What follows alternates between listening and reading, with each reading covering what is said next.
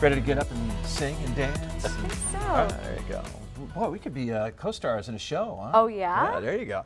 For more than 60 years, has played a leading role in Maine's creative and performing landscape, putting on hundreds of shows and playing to thousands of people, helping both entertain and inspire generations of Mainers. Now, the Maine State Music Theatre is set to announce a new lineup of exciting shows for 2025.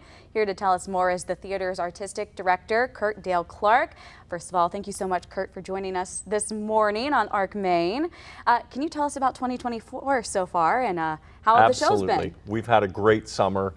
People loved all of the shows, one right after another. They just had a great time. And the season's always designed to sort of be a roller coaster so that our subscribers, and we have lots of them, thank God, can ride that roller coaster and enjoy the ups and downs of a season, you know, happy, sad, dance, no dance, you know, funny. And next year will be no different. We've got a great lineup for next year, too. Yeah, and before we talk about next year, let's talk about some of the shows you did this year. You had something for just about everybody. We did. South Pacific opened our season and was just a grand production of South Pacific. We did introduce these video screens this year, and people said they felt like they were on the island, the South Pacific Island, so that was pretty fun. Then we went to Funny Girl, which we had the only rights to do in the state of Maine, which we were very proud of, and was just a fantastic production of Funny Girl. Followed that up with a big splash, White Christmas. We decorated the entire lobby, the entire Pickard Theater, decked out, so before they even got in the theater, it was Christmas. We had a market downstairs, it was very fun. And then the show had one of the best tap dance numbers we've ever done in the theater. And then we closed out the season with the Carole King show, Beautiful the Musical. It was awesome, just an awesome way to end our season. I mean, describing all of that, can you tell me about the work that goes into putting on these shows? Oh boy. Well, people always say, what do we do in the off season? We're already doing next year. We start next year during the current year.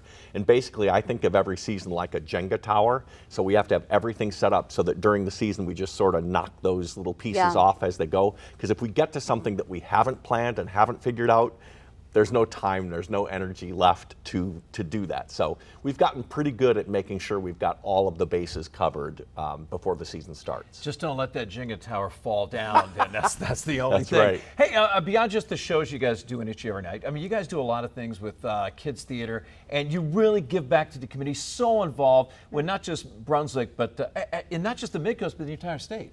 We do, we try to. We run our children's theater at a pretty significant loss because we can't do enough performances to actually pay for everything that exists in the shows. Wow. We can only do 4 performances of each of the kids' shows.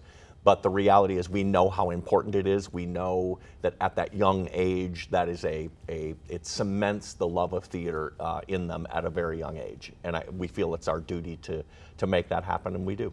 All right, here's the big question. Can you tell us about 2025? I sure can. Okay. People ask all the time during the season, and I will never say until the final show, because we announce it at the final show, at the final 3 weeks of whatever the current season is. But now I can, because that's all over. So we open next season with Anastasia, and we have the only rights in the state of Maine to that show. So we are pretty excited about that. We follow that with the Maine State Music Theatre debut of Tootsie the Musical.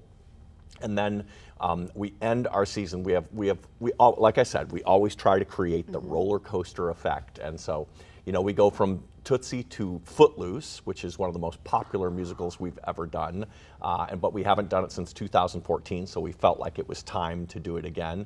And then we close out the season with West Side Story. Wow, Yeah. that is a great lineup. Yeah, and you know, it's funny. It seems like they make musicals out of anything these days.